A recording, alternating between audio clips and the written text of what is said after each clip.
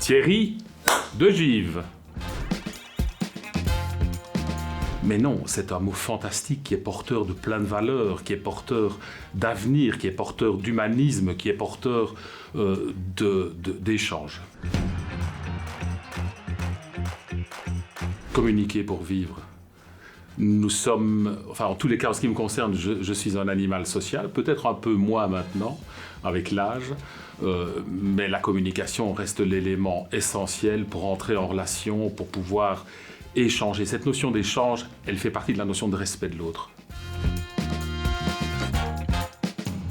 Même pas peur du silence.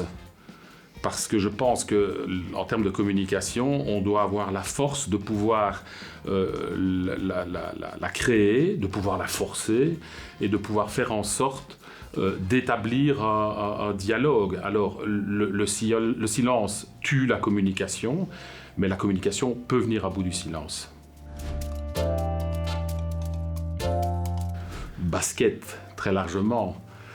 Je suis un passionné, j'y ai joué, mes enfants y ont joué, c'est un sport absolument extraordinaire. Ne comparons pas un match de football de Champions League avec un match de NBA, il n'y a pas photo.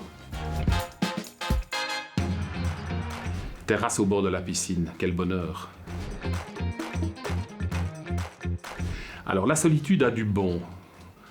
Animal social, certes, mais nécessité parfois de se retrouver seul face à soi-même et de pouvoir faire le point pour pouvoir repartir vers de nouvelles aventures. D'abord Gandhi, qui quelque part a mis une communication exceptionnelle au service d'une cause exceptionnelle. Barack Obama, qui a su manager sa com à la fois pendant son mandat et de quelle manière encore après son mandat. Et puis LeBron James, l'égérie de la NBA. La NBA qui est sans doute en termes de communication un exemple absolument exceptionnel. Je ne sais pas si c'est une race en voie d'extinction. Ce que je regrette en tant qu'ancien journaliste et prof de journalisme à l'école de Lille, c'est malheureusement la qualité, la manière de traiter l'information. Et je me retrouve dans une situation où la manière de traiter l'information ne correspond peut-être plus aux critères auxquels le public a droit.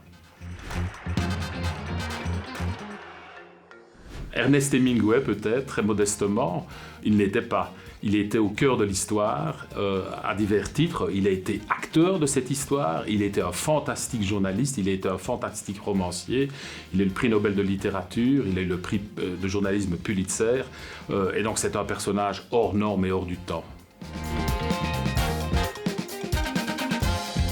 De couper les bêtises que j'ai pu dire auparavant.